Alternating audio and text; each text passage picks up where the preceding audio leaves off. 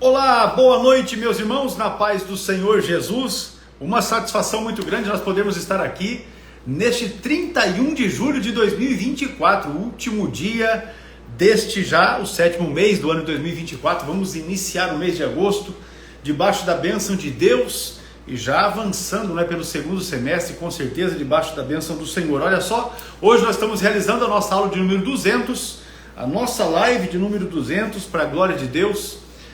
Iniciamos esse trabalho junto com o pastor Ciro ainda em março, dia 20 de março de 2020, quando vieram os primeiros decretos relacionados com a pandemia. Nós passamos a realizar estas lives e nós temos irmãos que nos acompanham, não é?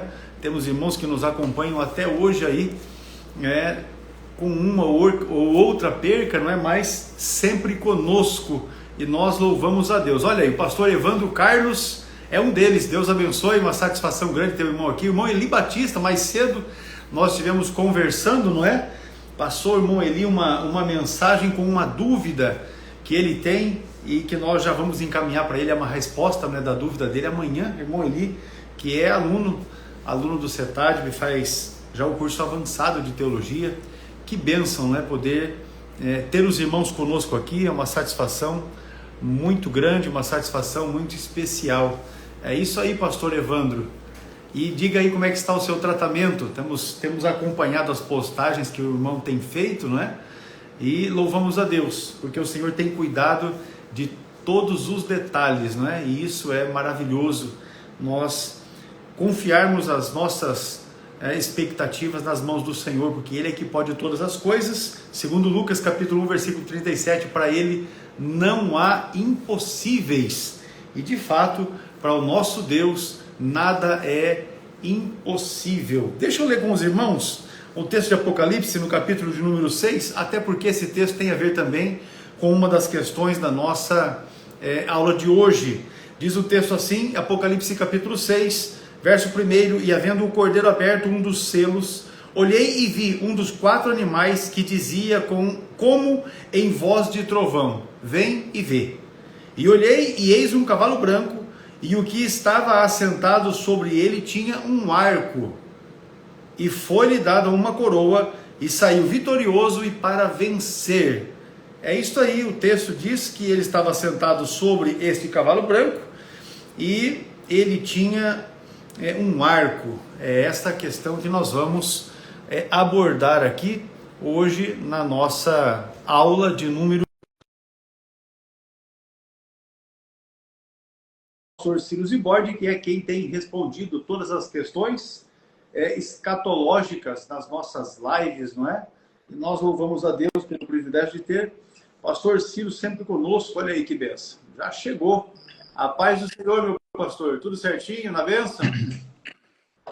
Pastor Alex, tudo certo, graças a Deus. Maravilha, glória a Deus. Acompanhando. Estava dizendo aqui para os irmãos, nossa satisfação, Hoje é a aula de número 200, e nós temos irmãos e irmãs que sempre estão conosco, participando das nossas aulas, das nossas transmissões, colaborando, enviando perguntas para que o nosso temário seja alimentado, E assim a gente dê continuidade a esse trabalho, aqui sempre respondendo as perguntas escatológicas, toda quarta-feira, a partir de 22 horas, salvo algumas exceções, As transmissões ao vivo pelo Instagram.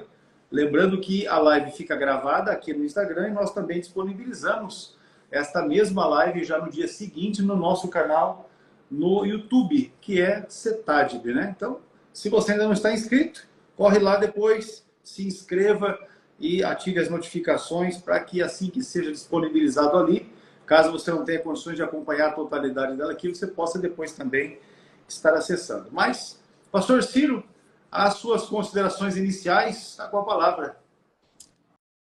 Aí está frio, né, pastor Alex? Aqui está friozinho. Aqui é Paraná, meu irmão. Aqui está um pouco frio também, mas eu imagino que aí está bem mais, né? Friozinho, com certeza, mas nada que a gente não consiga aquecer. Estamos felizes, pastor Alex, participar dessa live, que é a nossa live de número 200, né? Isso. Maravilha. Isso uma aí, honra para mim poder mais uma vez, participar, juntamente com o irmão aí, desta nossa aula, né? Essa live que é uma... Não deixa de ser uma aula. Toda quarta-feira, né?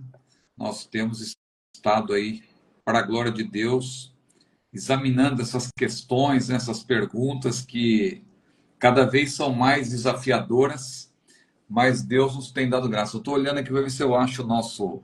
Se está aqui por perto o livro, né? Esse? Eu peguei nele hoje, mas acho que eu deixei lá na outra. O meu fica na mãozinha, já do ladinho aqui, para não ter problema. Já achei aqui. Aí. Já achei o meu, estava escondido aqui atrás, numa pilha de livros aqui. Só que o seu já é da segunda edição, né? Esse aqui ainda é da primeira. Não tem a tarjetinha aqui, ó. Esse é da primeira edição. O seu já é a segunda edição e é aquela versão ampliada, não é? Eu uso sempre esse porque tem algumas coisinhas a mais só, né? Mas é praticamente o mesmo texto. Não tenha dúvida. Eu mantenho esse aqui sempre junto de mim, porque aqui nós temos os contatos da escola. Olha aí. Esse outro tem o site, né? Ele já está no formato novo, isso aí. Se bem que pelo site também a pessoa acessa tudo, acessa telefone, WhatsApp, acessa as redes sociais, tudo no site nosso também consegue. Então fica aí a abertura. Tem todos os contatos aí também. Mas muito bem. Olha aí. É isso aí, meu pastor. O irmão está perguntando aí onde posso comprar. Aí, eu vou colocar de volta aqui, meu irmão, para você não perder a oportunidade. Você vai tirar um print aqui, ó, e depois você vai chamar nesse WhatsApp e você vai falar com o nosso irmão Eric. O Eric vai te orientar a respeito de como você pode adquirir o curso. Esse aqui, ó, Perguntas Escatológicas. Sabe quem foi que ajeitou isso tudo aqui? Pastor Ciro Zibordi. Ele que organizou, baseado em mais de 1000 perguntas que nós recebemos ao longo de 1 ano e meio, ele organizou essas 101, tá aqui, ó, respostas às principais questões da doutrina das últimas coisas. Vamos lá. Nós resumimos, né? Nós resumimos aí centenas de perguntas em 101, né? Porque tinham muitas perguntas repetidas, tem perguntas que estão contidas em outras perguntas maiores. Então, ao responder essas perguntas mais abrangentes, a gente também responde algumas outras perguntas. Então, resumimos em 101 perguntas, mas poderia ser também, se nós fizéssemos respostas bem curtas de cada pergunta, a gente poderia aí ter 200, 300, talvez, perguntas, né? Com certeza. Mas a gente fechou aí no número 101, que é um número interessante, né? Até para divulgação fica mais fácil. Para divulgar e para agrupar também didaticamente, de acordo com os assuntos, né? Porque esse livro aqui, se o irmão me permite, para quem não conhece o curso, ele está organizado em assuntos, né? Então você tem aqui, por exemplo, o primeiro capítulo é escatologia bíblica, depois vem, aí são 9 perguntas, aí depois vem principais eventos escatológicos. Aqui tem mais 11 perguntas, né, mais ou menos. Depois vem ensino escatológico do Senhor Jesus, que é a maior parte do livro. Todas as questões sobre o sermão escatológico de Jesus. Olha aí, ensino escatológico de Jesus. Depois vem arrebatamento da igreja, que aí a gente parte do geral para o específico, né? Então, o arrebatamento ele é pormenorizado, são muitas perguntas sobre o arrebatamento. Depois vem sinais escatológicos, há muitos sinais acontecendo.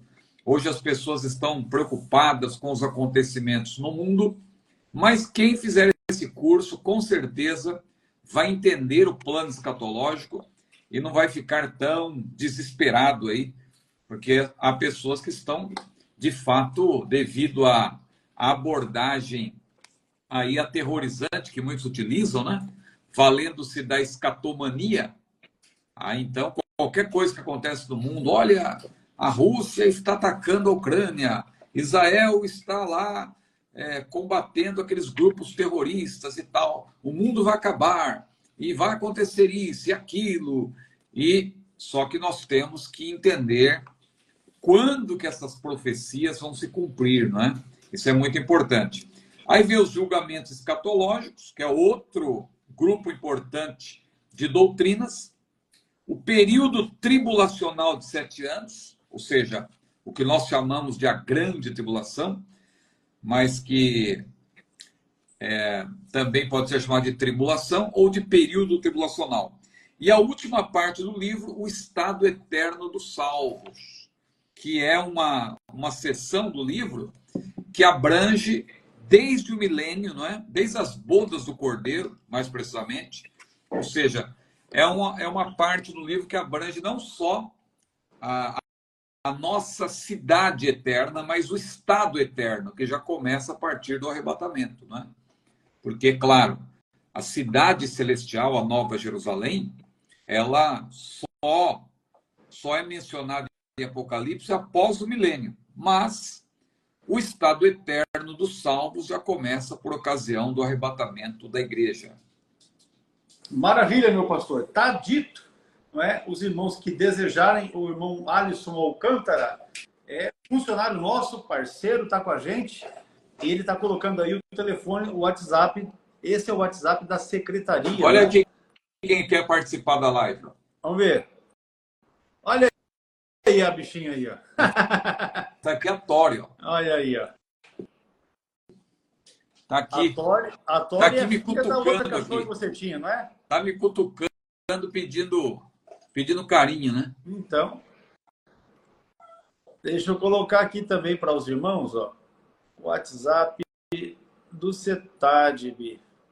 Pronto. Só irmão Alisson. É a Eu instituição sempre teológica colocava, que mais cresce no Brasil. sempre colocava o link. Eu sempre colocava o link, mas aí de um tempo para cá, quando coloca o link de acesso do WhatsApp, a rede social bloqueia. Bloqueia, eles são terríveis. Mas amém. Pastor, vamos iniciar a nossa tentando pauta. prejudicar, né, nosso trabalho. A gente vai ter que fazer algumas coisas, igual aquela menina fez na Olimpíada, se comunicar por Libras. Desse jeito. Vamos lá. Pois bem, meus irmãos, iniciando então aqui, nós temos a primeira questão. Eu li o texto de Apocalipse capítulo 6, os versículos 1 e 2, justamente para dar já suporte para essa questão que é a primeira. O que significa o arco na mão do anticristo em Apocalipse capítulo 6? Então, só para contextualizar, não é? Inclusive, falando das Olimpíadas, na abertura das Olimpíadas, teve algumas coisas bem absurdas ali, né? Aquela zombaria que fizeram da ceia do Senhor. Mas depois teve também aquele caso do cavaleiro, né? Que saiu... Desfilou. Era, na verdade, uma amazona, né? Uma cavaleira montada num cavalo prateado, né? Que com o efeito ficou parecendo um cavalo branco e sobre as águas, muito sugestivo aquilo ali, né? E em Apocalipse se mencionam aqueles cavalos que estão atrelados a juízos. Veja, ali você tem Apocalipse 6, o irmão leu aí uma parte do capítulo 6, mas os primeiros 8 versículos de Apocalipse mencionam os 4 cavaleiros, que estão relacionados com os 4 selos, né?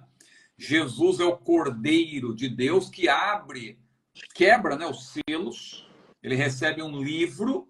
Capítulo 5 de Apocalipse mostra que Jesus recebe um livro da mão daquele que está sentado no trono, que é o Deus Pai, e Jesus está à direita de Deus. Ele recebe aquele livro, porque somente ele é digno de abrir o livro e desatar os seus 7 selos, como diz a Bíblia. Então, quando ele começa a quebrar os selos, ele quebra o primeiro selo, aparece um cavaleiro montado num cavalo branco. Aí Jesus quebra o segundo selo, vem um cavaleiro no cavalo vermelho. Aí ele quebra o terceiro selo, vem um cavaleiro no cavalo preto. E quebra o quarto selo, vem o cavaleiro no cavalo amarelo.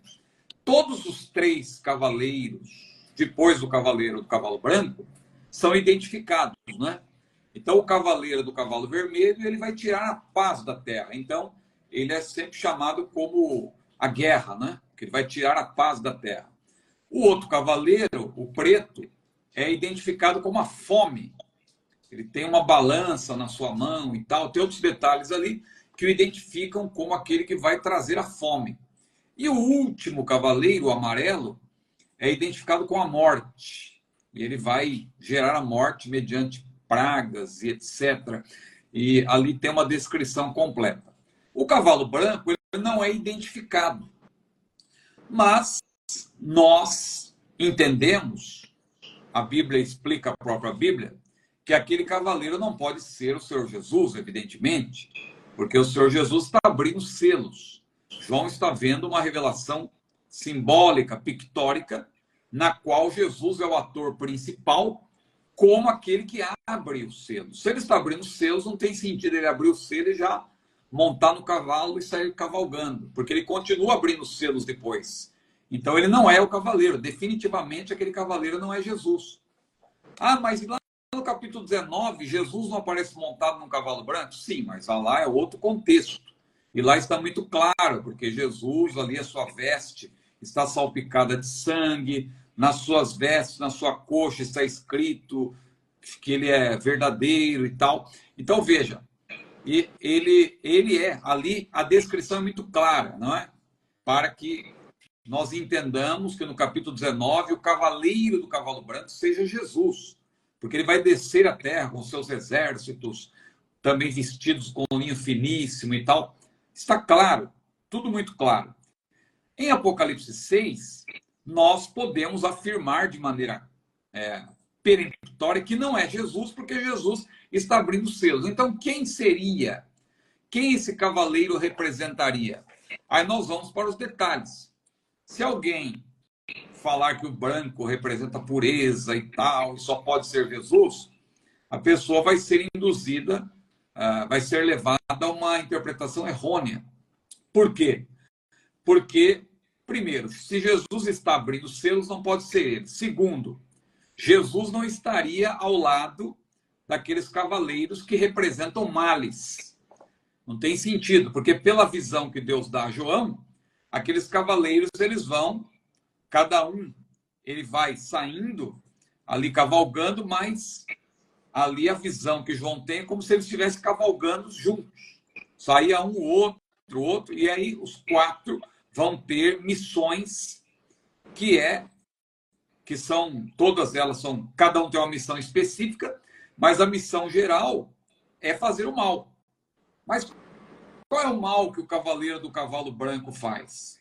Aí nós vamos chegar nos detalhes. Ele sai vitorioso para vencer, só que o texto deixa claro que foi-lhe concedido isso. Não é que ele é vencedor em si mesmo, mas ele recebe uma permissão para fazer algo. E ele sai vitorioso para vencer e ele tem um arco na mão. Só que esse arco não tem flecha. É interessante observar isso.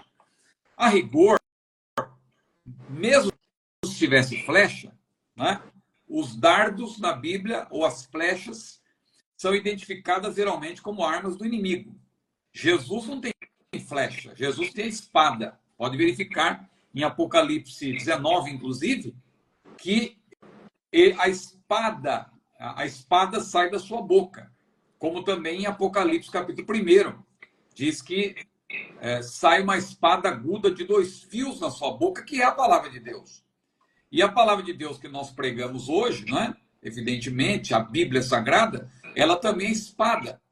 E na armadura do cristão, na armadura de Deus, lá em Efésios 6, a única arma de ataque é a palavra de Deus. Ali não tem flecha, ali não tem lança, só tem a espada do Espírito, que é a palavra de Deus. Então a espada sempre está atrelada ao Senhor Jesus. A espada que sai da sua boca. Mas esse cavaleiro, embora o cavalo seja branco, ele não tem espada, ele tem um arco. Ele tem um arco. Ou seja, ele sai com esse arco como que dissesse, olha, eu sou poderoso, eu tenho arma. Só que não se menciona as flechas. Ou seja, isso mostra que ele vai ter muita pompa, vai se manifestar como alguém que realmente parece que está com tudo, mas ele não vai ter grande êxito quando Deus entrar em ação. Claro, alguma coisa ele vai fazer por permissão, por isso que ele sai vitorioso para vencer.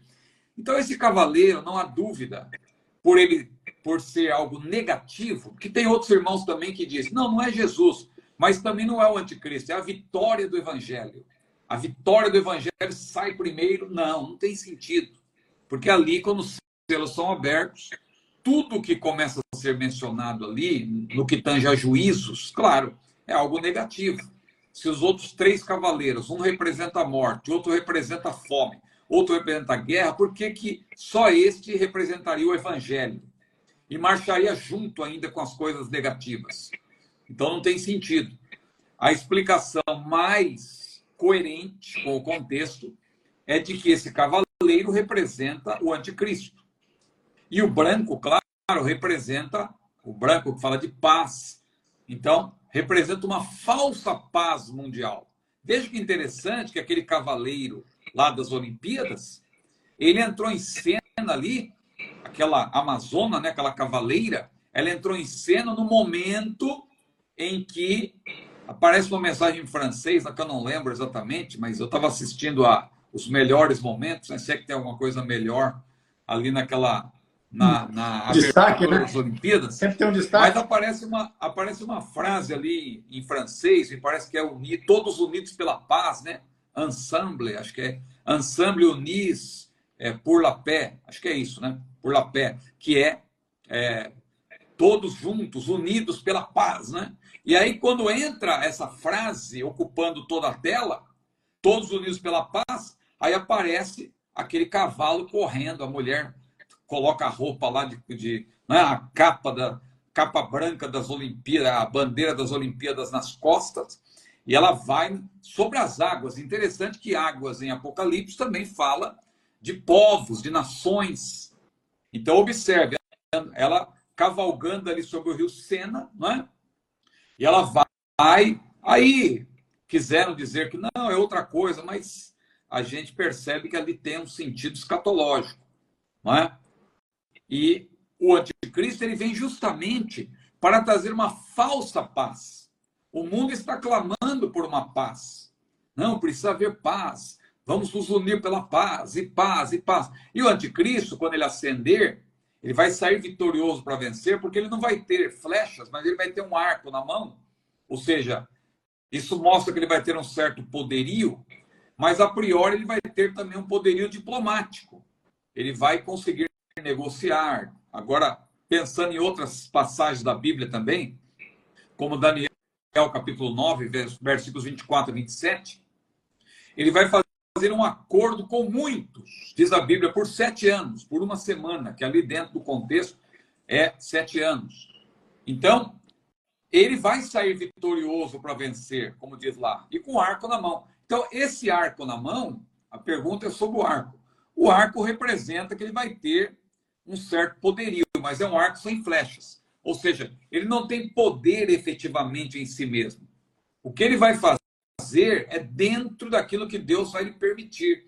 Mas ele não vai conseguir cumprir.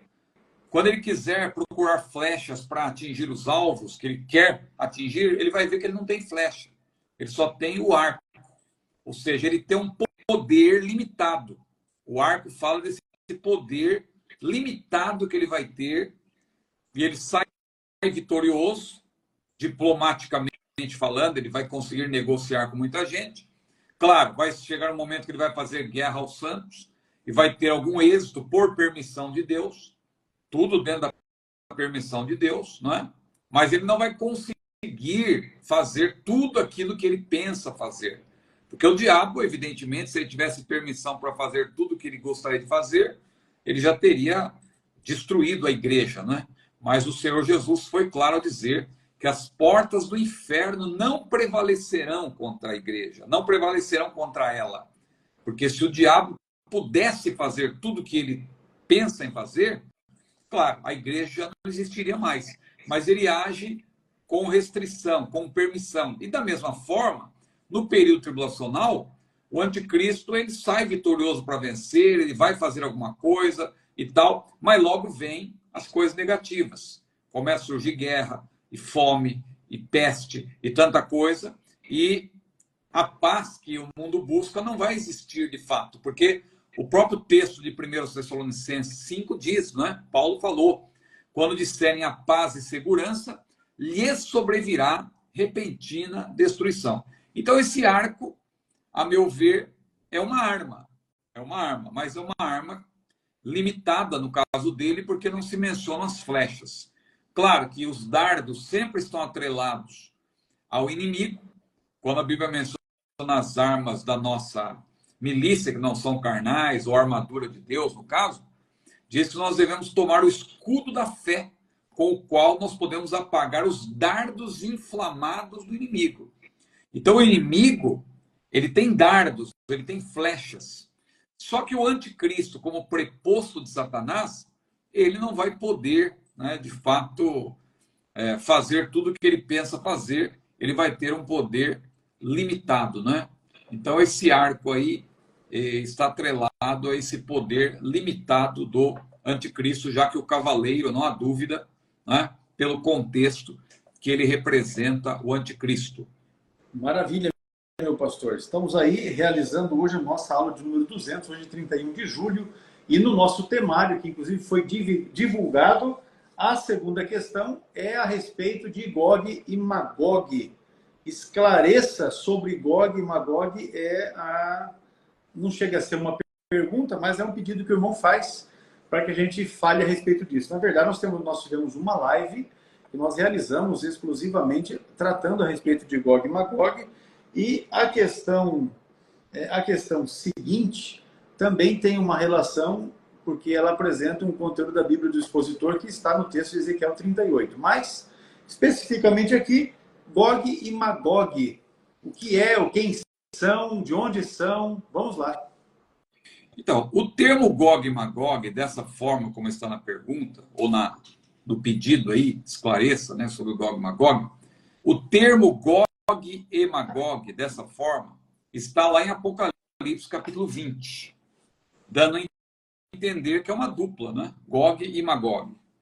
Só que quando você vai para Ezequiel, capítulo 38 e 39, 2 capítulos, você vê que Gog é um príncipe da terra de Magog. Então, não é uma dupla, Gog e Magog. Não são duas cidades ou dois países, não são duas pessoas, Gog e Magog. Agora, por que lá em Apocalipse 20, lá nos versículos 7 a 10, né, você encontra Gog e Magog? Porque ali o uso desse termo é metafórico. É metafórico, porque ali você percebe que é um evento completamente diferente do que é mencionado em Ezequiel 38 e 39. Então, começando por Ezequiel 38 e 39, eu não vou pormenorizar, porque, como o senhor falou aí, nós já tivemos uma live. Quem quiser, procure lá no nosso canal do YouTube, no canal do CETADB, né? No canal do CETADB você vai encontrar lá uma live toda sobre Gog e Magog, em que a gente fez uma abordagem até do ponto de vista geopolítico, não é? Tentando entender o que aquela região mencionada na Bíblia representa hoje, porque a profecia tem a ver com a questão geográfica, não é? Da localização geográfica ao norte de Israel. Mas veja, em Ezequiel 38 e 39, nós temos que prestar bastante atenção ao contexto. Não é por acaso que essa menção de Gog e Magog ocorre nos capítulos 38 e 39. Por quê? No capítulo 37, você tem a restauração de Israel.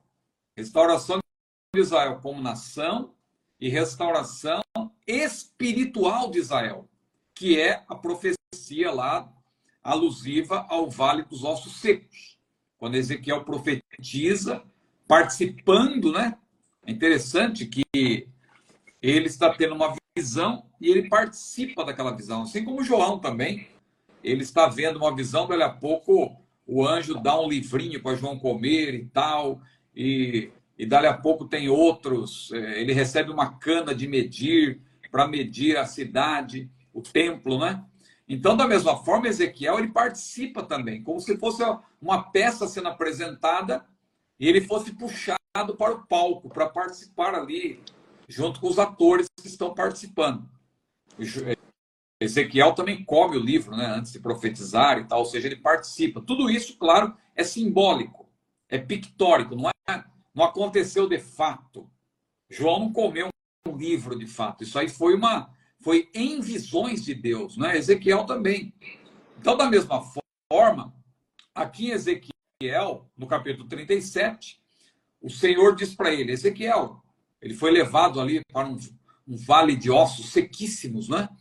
E o Senhor falou, Ezequiel, poderão viver esses ossos? Ele disse, Senhor, tu sabes. Então profetiza esses ossos secos e diz, ossos secos, ouvi a palavra do Senhor. E Ezequiel profetizou e começou a ver um rebuliço, um osso que estava numa extremidade se uniu a outro osso que estava noutra extremidade, e dali a pouco formou-se um grande exército, e cresceu a carne e nervos, e estendeu-se a pele, e estava ali um grande exército, só que não havia neles o espírito. E aí o Senhor falou, Ezequiel, profetiza e diz, ó Espírito, sopra nos quatro ventos do céu. E dali a pouco aquele exército se levantou e era um exército numeroso e com vida. E aí o Senhor concluiu, Ezequiel, esse exército é a casa de Israel, porque o Senhor fará isso com Israel. Israel será restaurado nacional e espiritualmente. Hoje Israel já está na sua terra, mas tem um detalhe, Israel ainda não está ocupando toda a terra que Deus deu a Israel, que vai, de acordo com a profecia, ou com a aliança que Deus fez com Abraão, em Gênesis 15, vai do Egito até o Iraque, né? Do Egito até o Iraque. Do Egito até o Iraque atuais, né? Essa é a chamada terra prometida, que Israel nunca ocupou. Alguém disse que no tempo de Salomão ocupou. Não, não ocupou. Salomão tinha boa relação com as nações vizinhas, mas não é que Israel ocupou de fato toda aquela terra. Isso só vai acontecer no milênio. Então Israel, hoje, ele já tem uma nação, mas no milênio ele vai ocupar toda essa terra. E mais, haverá uma restauração espiritual de Israel, que é mencionada no capítulo 37 de Ezequiel. E se nós pularmos para o capítulo 40, aí você já vê a descrição do milênio. Do capítulo 40 até o capítulo 48 de Ezequiel, você tem o milênio. Ou seja, Israel já no milênio, a descrição de como será a disposição das tribos no milênio, o novo templo que será erigido, que tem dimensões e características diferentes do templo de Salomão. Então, entre esses dois eventos, a restauração de Israel e o milênio propriamente dito, vai acontecer esse levante de Gog. Gog será um príncipe. Se você ler com atenção Ezequiel 38 e 39, Gog é um líder, é um príncipe. E esse líder é da terra de Magog. E ele vai fazer uma coalizão de povos que são mencionados ali, todos do norte, e alguns que não são ao norte, mas são aliados, e eles vão formar uma coalizão para marchar contra Israel. E o texto lá de Ezequiel 38 e 39 mostra que quando isso acontecer, Israel vai estar habitando seguro na sua terra. Israel vai estar só, vai estar em paz, vai estar seguro. Então, é essa a dica, né, que nós temos da profecia do momento, porque o momento exato não é mencionado. Como lá tem detalhes, por exemplo, que serão necessários 7 anos para que as armas dos inimigos de Israel sejam queimadas e tal. Como há detalhes ali que envolvem um certo período de tempo, nós entendemos que essa profecia ela deve ocorrer, ela deve se cumprir no início do período tribulacional. No início do período tribulacional. Então, quando começar o período tribulacional, o anticristo, ele não vai se voltar contra Israel porque ele terá feito um acordo. Diz a Bíblia, lá em Daniel 9, que ele fará um acordo com muitos por uma semana. Então, não tem sentido você colocar o anticristo como o grande líder desse levante. É um levante do norte. O anticristo, nesse momento, ele vai estar, aparentemente, em paz com Israel e com as nações. Mas Israel continuará tendo ainda inimigos. Esses inimigos do norte, que vão se reunir sob uma liderança desse que é chamado Gog. Gog é um título na Bíblia. E haverá esse levante. Mas diz a Bíblia que Deus vai intervir. E Deus vai frustrar esse plano. Então, o que nós podemos falar sobre Gog e Magog nos capítulos 38 e 39 é isso. Quando vamos para Apocalipse 20, ali se menciona de novo. E alguns teólogos, sem analisar com mais cuidado, juntam essas duas passagens. Mas ali, claramente, após o milênio. É após o milênio e é um levante liderado pelo próprio Satanás, que vai após o milênio, ele vai ser solto por um pouco de tempo, diz a Bíblia, e vai enganar muita gente, não só do norte, mas dos 4 cantos da terra. 4 cantos da terra é uma referência à roda dos ventos, aos pontos cardeais, norte, sul, leste, oeste. Ou seja, não é só do norte. Então é outro evento que recebe o título de Gog e Magog no sentido metafórico, mas é um outro levante de Satanás, que também será frustrado pelo próprio Deus. Então, de maneira geral, você tem Gog da terra de Magog. É importante reforçar que é da terra de Magog, porque quando Deus julgar Gog, que vai estar lá dentro do território de Israel, ele vai ser punido, Deus vai impedir, vai frustrar esse levante. Só que diz a Bíblia que Deus, a profecia de Ezequiel 38 e 39, diz que Deus vai visitar também a terra de Gog, que é justamente a terra de Magog.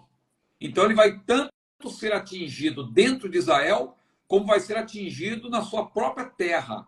Sua própria terra. Então, irmão Ciro, que terra é essa?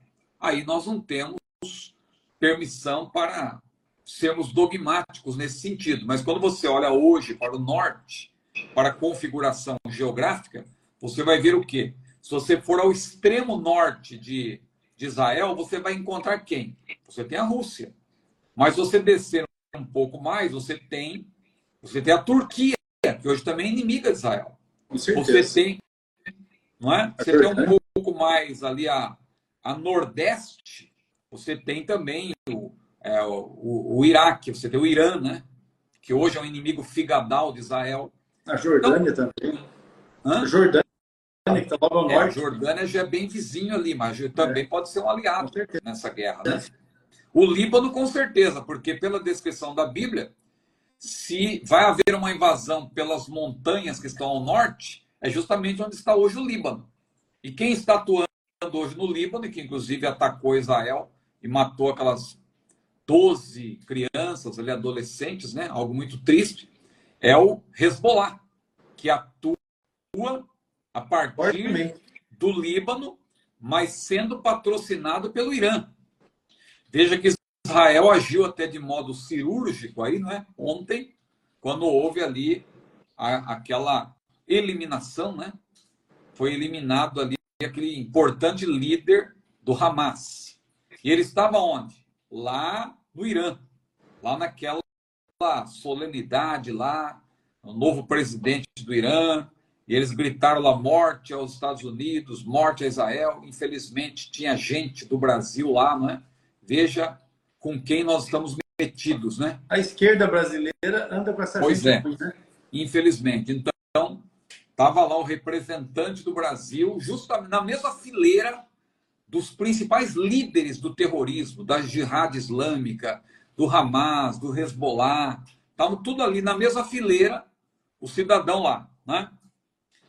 E veja que triste. Mas Israel... Cidadão por nome Geraldo e de sobrenome Alckmin. Pois é. E por um acaso é o vice-presidente do nosso país. Olha só nas péssimas mãos que nós estamos, né? Pois é. Então, isso é muito desagradável. Mas no período tribulacional, penso eu, no início, vai haver esse levante que vai ser frustrado pelo Senhor, né? E aí depois tem uma outra pergunta que a gente pode continuar a explicar isso, mas é importante entender que Gog e Magog em Apocalipse não se refere ao mesmo evento. Gog e Magog em Apocalipse é na verdade, um outro levante liderado pelo próprio Satanás em pessoa, que é chamado metaforicamente de Gog e Magog. Maravilha, meu pastor. Isso é muito importante. Eu tenho para mim assim, quando a gente estuda teologia, a gente tem que entender que às vezes há pessoas que têm um posicionamento teológico e a gente até concorda, mas aquela mesma pessoa, num outro aspecto da teologia, ele é herético, vamos ser bem claro. Aí você não tem como concordar com tudo que o indivíduo fala. Tanto que eu percebo, inclusive, quando você está dando as suas aulas na terça-feira, que quem não está assistindo está perdendo ali no seu canal no YouTube. Quem não assiste, perde, né? A verdade é essa. Está ali à disposição de quem quer. Então, se você está ouvindo a gente aqui e ainda não assistiu, corra lá, se inscreva no canal do pastor Ciro Zibordi, se você ainda não está inscrito, e assista às aulas que ele está ministrando sobre o Apocalipse. Algo bastante interessante. Mas o que eu estava destacando aqui é assim, quando o pastor fala, fulano de tal, não vou citar nomes aqui, mas fulano de tal, apesar de ser um pós-tribulacionista, nesse ponto aqui eu concordo com ele. Então, a gente tem que entender assim, quando a gente estuda teologia, existem posicionamentos de certos teólogos que nós não temos como validar. A gente tem que rechaçar. E ser bastante claro. E essa questão que segue diz respeito a isso. Vamos lá. Na Bíblia do Expositor, em Ezequiel 38, faz alusão ao Armagedon. Como entender? Por um acaso eu tenho aqui a minha. A minha Bíblia do Expositor. A minha é uma versão de luxo, né? Essa aqui, ó. Olha. Show. É coisa boa. Essa aqui, eu comprei ela numa dessas reuniões que a gente vai de convenção. Mais ou menos. Vamos lá. Capítulo 38, pastor. 38 de Ezequiel. Diz assim, e veio a minha palavra do Senhor dizendo, filho do homem, dirige o teu rosto contra Gog, na terra de Magog, príncipe e cabeça de Meseque e Tubal, e profetiza contra ele. Aí tem um comentário da Bíblia, que diz assim, Gog é um outro nome do anticristo. Esse é o comentário que está na Bíblia do Expositor. Aí segue o texto da Bíblia, versículo 3. Ezequiel 38, versículo 3. E diz, assim diz o Senhor Deus, eis que eu estou contra ti, ó Gog, príncipe e cabeça de Meseque e Tubal. Aí vem o comentário da Bíblia do Expositor, que diz assim, durante muitos anos os professores bíblicos pensaram que essas passagens se referem à Rússia, mas uma investigação a respeito das declarações provam o contrário. Portanto, a frase, eis que eu estou contra ti, ó Gog, não se refere à Rússia, mas sim ao anticristo. Segue o texto da Bíblia, versículo 4. E eu te farei dar meia volta, e porei anzóis nos teus queixos, e te tirarei a ti e a todo o teu exército, cavalos e cavaleiros, todos completamente equipados, grande multidão com escudos e rodelas, tendo todos eles espadas para manejar. Agora eu vou inverter a câmera aqui para mostrar para os irmãos. Está aqui, ó. O comentário está aqui em vermelho. Ó. Esta profecia se refere à batalha do Armagedon, que será a segunda invasão de Israel pelo anticristo, na qual ele será totalmente destruído. A primeira invasão acontecerá no meio da grande tribulação, quando, prossegue aqui o comentário, quando o anticristo, nessa oportunidade, mostrará quem ele é na realidade. É exatamente a respeito deste comentário que está aqui, Ezequiel capítulo 38, na Bíblia, essa Bíblia do Expositor, é que se refere a esta questão que o nosso irmão está levantando aqui.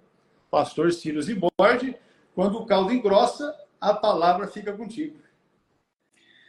Muito grato, pastor Alex, pela menção aí da nossa abordagem sobre Apocalipse, né, no nosso canal. Quem não assiste, perde. Eu ontem estava aqui preparando os slides da aula da Escola Bíblica e eu aproveitei. Enquanto estava ali organizando os slides, eu assisti. Glória a Deus, não, a gente não pode perder, né? Se a gente está em casa, a gente tem que assistir. Eu, quando estou na estrada, daí dirigindo e tal, é complicado. Mas se eu estou em casa, eu não perco, né? Maravilha. Depois eu tenho que mandar para o senhor aqueles roteiros lá que eu estou utilizando, né? Né? Fica tranquilo. Eu até vi ali, aí eu vi, ó, fica a dica aqui, mais uma agora, que agora dá para se tornar um membro. Tem lá o botãozinho no computador, eu acesso no computador tem lá o botãozinho para se tornar membro. Na próxima já vai ficar membro. Não, que isso. Aleluia. Rapaz do céu. Não, senhor, eu vou te mandar. A gente não pode perder a oportunidade de aprender, porque a turma acha que porque eu sou o dono do cetário, porque eu sei tudo. Rapaz, pois é, eu que não sei nada. Eu que estou aqui para aprender, né? É isso aí o E se o negócio. senhor não sabe nada, imagina eu. Quem é o Silas e Borges na fila do pão? Vigia, crente, vigia. Quem é o Silas e Borges na fila do pão, né, Não, pastor? eu nem. Aí, o pastor Rivelino até ri. O pastor Rivelino é um amigo que a gente tem lá em São José dos Campos. Olha aí que benção. Ó, deixa eu falar aqui, a irmã Ivone não perde aula, viu, pastor? Irmã A Ivone. irmã Ivone é Ela uma é membro da benção. nossa igreja aqui em Apucarana, entendeu? E ela está sempre com a gente. Inclusive, qualquer postagem que a gente faz ali, ela está sempre curtindo, mandando uma mensagem de apoio. É uma benção. A irmã Ivone é uma É uma benção. O irmão benção. Rivelino também. Tem Também. nome de craque, né? Rapaz, então.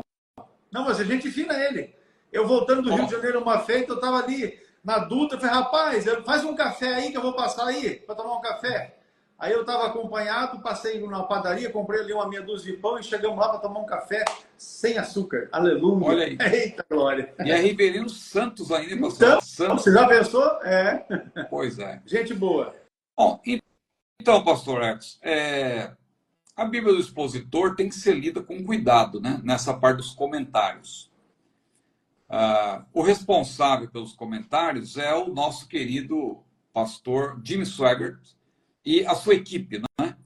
Mas é o posicionamento dele que prevalece. Claro, tem uma equipe, essa equipe trabalha alinhada com ele.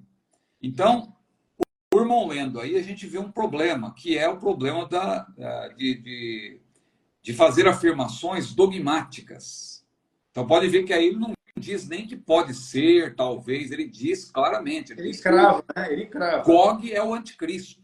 E que o levante de Gog, da terra de Magog, é o Armagedon. Veja, eu considero muito perigosa essa posição. Com certeza. Porque eu não vejo ela como viável, né? A gente tem aprendido até com o mestre Antônio Gilberto, naquele seu livro Calendário da Profecia, ele separa esses dois eventos e ele fez isso, evidentemente, depois de muito estudo, de debruçar sobre essa questão. E eu também, modéstia à parte, já me debrucei sobre ela. Eu vejo alguns colegas pré-tribulacionistas fazendo hoje em dia, parece que simplificando, né? Não precisa criar tanta confusão. É só juntar mesmo Gog com Armagedon que dá certo. Só que cuidado. Só que não. Cuidado com as semelhanças e quando você se esquece das diferenças, né? Porque é aquela mesma coisa, que a pessoa, ela diz, não, naquela passagem tem nuvem, aqui também tem nuvem, é o mesmo evento. Lá tem trombeta, aqui tem trombeta, é o mesmo evento. Cuidado, nem sempre. Às vezes as diferenças são irreconciliáveis. Veja que o senhor leu aí, e o próprio Jimmy Swaggart, parece que ele tenta explicar algo aí, porque ele percebeu que quando a gente se coloca numa posição contrária ao que o texto diz, o próprio texto vai nos convencer de que estamos errados. Veja que a Bíblia diz que o anticristo ele vai fazer um acordo com Israel a ponto de ele estar dentro de Israel, no meio do povo de Israel, e ele vai entrar no templo que vai ser reconstruído. Ele vai poder lá, ou ele diretamente, ou juntamente com o falso profeta, sobreposto também, vai estar atuando a ponto de profanar o templo, que é a chamada abominável da desolação. Agora, ele já vai estar dentro de Israel quando ele vai reunir o seu exército para destruir Israel, ele já vai estar praticamente tomando conta de Israel. Por isso que vai precisar uma intervenção divina. E a Bíblia diz que o remanescente, Apocalipse 12, vai ser levado lá para o deserto para ser protegido. Por quê? Porque o anticristo, com seu exército no Armagedon, ele terá invadido Israel. Tanto que quando Jesus descer, ele vai, os seus pés estarão sobre o Monte das Oliveiras, diz lá Zacarias capítulo 14. Aquilo vai se dividir em duas partes, vai formar-se um vale, mas ali Jesus ele vem para vencer o anticristo com o assopro da sua boca, diz a Bíblia. Não vai ter nem guerra, não vai ter nem batalha. Agora, no caso do levante de Gog e Magog, é uma tentativa de invasão a partir do norte que vai ser frustrado pelo Senhor. Não é nenhuma batalha, é um levante. É um levante que vem do norte, o Gog com a sua coalizão se levanta contra Israel. O Armagedon é diferente, porque o Armagedon, na verdade, aquele que era tido como aliado, aquele que era tido como amigo de Israel, se volta contra Israel. Ele rompe o acordo. Ele rompe o acordo. Na metade da semana, ele rompe o acordo. E aí, ele vai, como que diríamos na linguagem popular, ele vai estar com a faca e o queijo na mão para destruir Israel. Mas é nesse momento que o Senhor Jesus desce e ele intervém em favor de Israel. E o anticristo é vencido, o falso profeta são lançados vivos, diz a Bíblia, no lago de fogo. O exército do anticristo também ali é vencido. Acontece o julgamento das nações e aí nós teremos o milênio. O Senhor Jesus ele vai instaurar o milênio logo em seguida. Então eu não vejo com toda sinceridade essa associação tão simples como a Bíblia do expositor menciona. E até de maneira dogmática, de maneira peremptória e tal. Essa questão da Rússia aí, eu até entendo que realmente era feita antigamente uma associação por causa do nome, né? Por causa de Rosh, no hebraico, né? Que aí o pessoal fazia uma associação com no inglês, Russia, né? Então, o pessoal falava que era a mesma coisa, a sonoridade parecida e tal, e é do norte. Mas eu não descarto que a Rússia poderá ser, porque a Bíblia menciona nessa profecia de Ezequiel 38 também o extremo norte. Então, eu não descarto a possibilidade de a Rússia também... Não quer ler alguma coisa aí? Rapaz, olha, o versículo 12 tem um comentário aqui onde está meu dedo. Ó. Esta é a invasão de Israel pelo anticristo, chamada a Batalha do Armagedon, que acontecerá, antecederá a segunda vinda do Senhor. Então, mas isso fecha, aí... Né? Não fecha, né? O texto não diz isso, né? Então, o texto, se você ler a profecia toda de Ezequiel 38 e 39, você vai ver que é um levante mal sucedido. Então, olha, aqui também, ó, quando fala a respeito de conceberás um mau pensamento, o comentário é o mau pensamento consistirá dos planos do anticristo inspirados por Satanás para destruir Israel e a todos os judeus. Este plano é a batalha do Armagedon. E ainda ele põe um sinal de exclamação. Então, agora, assim, é isso e pronto. Não tem discussão. Um outro comentário que eu li agora aqui, ó, que eu também achei estranho, é exatamente essa aqui. Ó, quando fala no versículo 8, depois de muitos dias, vou colocar aqui o versículo 8. Ó, depois de muitos dias, tu serás... Deixa eu tirar o fiozinho aqui. Ó. Pronto, vamos lá. Depois de muitos dias, tu serás visitado. No fim dos anos, irás à terra que foi salva da espada e que foi congregada dentre muitos povos, junto aos montes de Israel, que sempre foram para assolamento. Mas aquela terra foi tirada entre as nações e toda ela habitará seguramente. Aí o comentário que tem aqui então, é meio complicado. Mas olha que interessante aí, ó. Antes do senhor ler o comentário. Serás visitado onde? Nos montes de Israel. Então, a invasão vem pelo norte e, ou seja, o que está claro aí para mim é que o levante de Gog não vai conseguir alcançar o objetivo de invadir Israel, porque vai ser detido nas montanhas do norte. Ou seja, é uma tentativa de invasão, diríamos, hoje, a partir do Líbano. A partir do Líbano, ali, muito possivelmente, haveria essa tentativa de invasão, mas vai ser visitado lá nas montanhas de Israel, diz a Bíblia.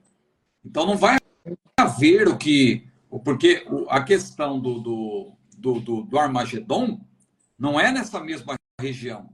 O Armagedon ali é um vale muito grande. Então vai haver uma reunião de tropas ali, vai chegar a haver ali algo realmente para varrer Israel do mapa, acabar com tudo. E Deus vai o Senhor Jesus ele vai intervir diretamente. Então não se trata do mesmo evento. Com certeza. E o comentário também não fecha, porque essa invasão de Gog será nos últimos tempos. Aí vem esse comentário que está aqui, ó. Vou colocar meu dedinho aqui, ó. E toda ela habitará seguramente. É o que está no versículo 8. Aí diz o texto, refere-se ao horror terrível do Holocausto na Segunda Guerra Mundial, quando 6 milhões de judeus foram mortos por Hitler, e Israel logo demandava uma pátria em lugar de estar pulverizados por todo o mundo. O sentimento foi que se eles pudessem obtê-la, logo eles habitariam seguros. Então, assim, não fecha o comentário com o tempo do evento que está profetizado em Ezequiel. É aquela menção que eu fiz de que a profecia diz que Israel, quando houver essa tentativa de invasão, Israel estará seguro. Agora eu pergunto, Israel estará seguro dentro do período tribulacional? Se sentindo seguro? Veja, hoje, e ele está falando aí que é depois da Segunda Guerra Mundial, quando Israel foi para a sua terra e tal, Israel está em guerra. Claro, Israel tem sido guardado pelo Senhor, mas Israel continua em guerra. O tempo todo. Continua se defendendo, né? Mesmo nesse momento que nós estamos aqui fazendo essa live, ninguém pense que lá em Israel tem paz. Não. Tem. Lá é conflito o tempo todo. Agora imagine no período tribulacional. Uma coisa interessante aí, um detalhe importante que o Jim Swaggart e sua equipe não observou. Quando ocorrer o levante de Gog da terra de Magog, Israel vai estar se sentindo seguro. Quando ocorrer o Armagedon, Israel vai estar cercado pelo anticristo que já terá se rebelado contra Israel, se voltado contra Israel, na metade, ou seja, tem 3 anos e meio já aí decorridos da perseguição do anticristo contra Israel. Então Israel não vai estar se sentindo seguro de modo algum. Não é algo repentino, como é o Gog, parece que a impressão que dá é que é algo repentino, como se fosse um ataque de surpresa. Vamos atacar Israel, vamos acabar com Israel e Deus vai intervir. Israel vai estar se sentindo seguro, como que protegido. Isso aí remete mais para o início do período tribulacional, por quê? Quando houver o acordo com o anticristo, veja, Israel vai estar relativamente seguro. Por quê? Estamos em paz, porque o anticristo ele vai ser um grande diplomata, ele vai negociar com muita gente por meio da diplomacia. As 3 forças que dominam o mundo certamente vão ser convencidas ali de que haja uma paz. Então, a força ocidental, representada pela OTAN, a força eurasiana, representada por Rússia e China, e a força islâmica, representada pela Irmandade Muçulmana, vai estar relativamente de acordo com o anticristo para que haja paz. Para que haja paz. Então, Israel vai estar se sentindo mais ou menos aí tranquilo. Não, estamos em paz agora, estamos com vários acordos, mas aí, em meio a esse acordo, vai haver esse levante do norte. Né? Esse levante do norte, que, a meu ver, não tem a ver com o anticristo. O anticristo, nesse momento, ele vai estar em paz com Israel, aparentemente. Né? Ele vai estar ali ele vai estar cumprindo o acordo, porque ele só vai romper o acordo na metade da semana, depois de decorridos 3 anos e meio do período tribulacional. Então, veja quantos detalhes que você tem que pensar antes de fazer uma afirmação dogmática como essa. Então, eu penso que essa afirmação do teólogo Jim Swaggart, né? Ele é um teólogo também, não é apenas um pregador. Ele tem obras teológicas, inclusive. E essa obra, não estamos aqui dizendo que ela não é boa, ela tem muita coisa importante, inclusive esses comentários em meio ao texto bíblico, isso até facilita, né? Porque você tem lá já uma explicação. Mas eu acho que nesse caso aí houve um exagero e fazer afirmações, né? E uma intenção de fazer afirmações muito peremptórias, assim, como que é isso e pronto, né? Puseram até exclamação. É o Armagedon.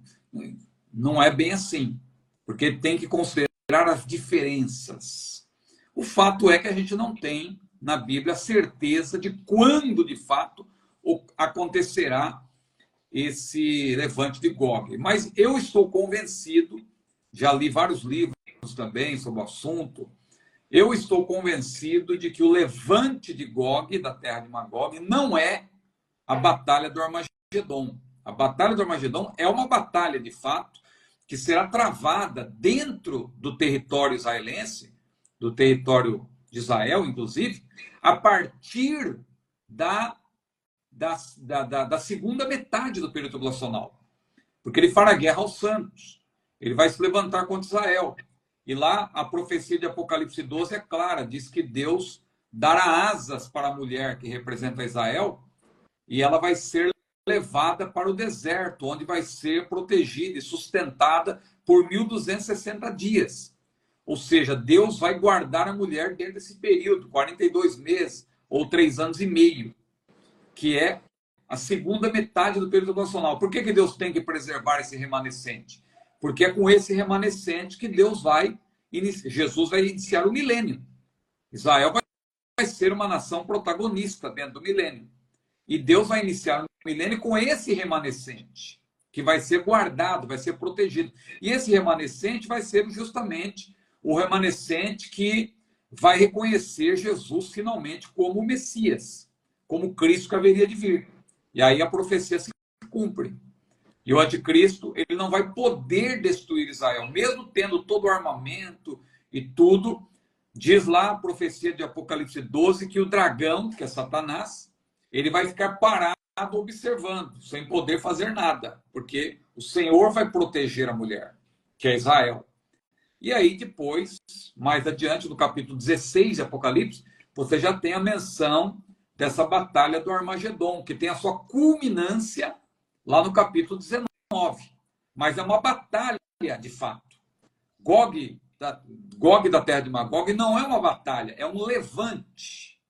É um levante mal sucedido, porque Deus vai frustrar nas montanhas de Israel. Deus vai frustrar esse plano desses exércitos do norte. Então não é o mesmo evento. Maravilha, meu pastor. Olha só, você que está nos assistindo aqui, tire um print agora aí para você ficar com o nosso WhatsApp, para que você possa, então, adquirir o curso Perguntas Escatológicas. Esse aqui você vai ser, com certeza, vai ter toda a condição, né, de estar aprofundando os seus conhecimentos na doutrina bíblica da escatologia, segundo a visão pré-tribulacionista, que é aquela que nós ensinamos, pregamos e vivemos, né? Esse é o nosso propósito aqui. Olha só, todo joelho se dobrará e toda língua confessará. É para qual período? Qual é a visão a respeito do juízo final? Essas questões nós teremos na nossa próxima aula, na aula número 201. Por hoje nós estaremos encerrando. Pastor Ciro, as suas considerações finais. Amém, pastores. Agradeço pela oportunidade e que Deus abençoe grandemente os nossos alunos do CETADB, os nossos professores, toda a nossa equipe aí também em Apucarana. E deixo aqui mais uma vez a minha palavra de incentivo para os irmãos, as irmãs que gostam de escatologia e querem aprender a escatologia, não da forma como hoje em dia estão ensinando, infelizmente. As pessoas estão falando aí de uma escatologia. Na verdade, há dois extremos, né? Ou as pessoas se apegam à escatomania ou à escatofobia. Aquele medo de qualquer coisa que acontece no mundo. Não, agora o mundo vai acabar. Escatofobia. Ou escatomania, que é também querer atrelar qualquer fato que acontece ao que está na Bíblia, querendo forçar uma interpretação. Mas como o pastor Arcos mostrou aí na capa do livro, é o livro, mas não é só o livro, é um curso. Um curso que você vai fazer, vai ter aí, claro, o livro tem acesso a 50 aulas, né? São 50 aulas que são disponibilizadas através do nosso canal no YouTube para aqueles que são alunos, exclusivamente para os alunos do curso de escatologia. Inclui o livro, inclui despesas de envio, inclui certificado e também o acesso a essas aulas. Então, de fato, um arcabouço grandioso de informação escatológica, bíblica, para que você possa estar aprofundando, não é? Aprofundando o conhecimento dos irmãos. Olha, o pastor Milton Lucena, esse é lá da terrinha do Rio Grande do Norte. Muito abraço, meu Pastor pastor. Milton, Deus abençoe. Receba o nosso abraço em nome de Jesus. Transmita também a nossa saudação à igreja do Senhor. Pastor Milton, olha, a irmã Ivone está aí. Do começo ao fim, a irmã Ivone sempre com a gente. Aleluia! Deus abençoe, irmã Ivone. Maravilha. Irmãos, um abraço. É uma satisfação muito grande. Na próxima quarta-feira nós retornamos aqui com a nossa aula de número 201 e certamente contando com a presença e a participação de vocês e também a ajuda na divulgação do temário que desta feita nós já vamos publicar no domingo. No domingo nós vamos deixar publicado o temário para que os irmãos tenham mais tempo de nos auxiliar na divulgação, no compartilhamento, para que outros irmãos interessados pelo assunto escatológico possam estar conosco e também crescerem na graça e no conhecimento. Pastor Ciro, aquele abraço. Nossa satisfação de poder estar mais uma vez aqui com o irmão. E conte conosco. Estamos aí, estamos juntos. Para a glória de Deus. Transmita a nossa saudação aí, não é? Para a irmã Luciana, a irmã Júlia, que o nome... Olha a irmã Luciana ali, ó. Quanta bênção, minha irmã! Aleluia! Está trabalhando aqui, ó. Está trabalhando. Maravilha. Um abraço a vocês todos, na paz do Senhor. Deus abençoe. Amém.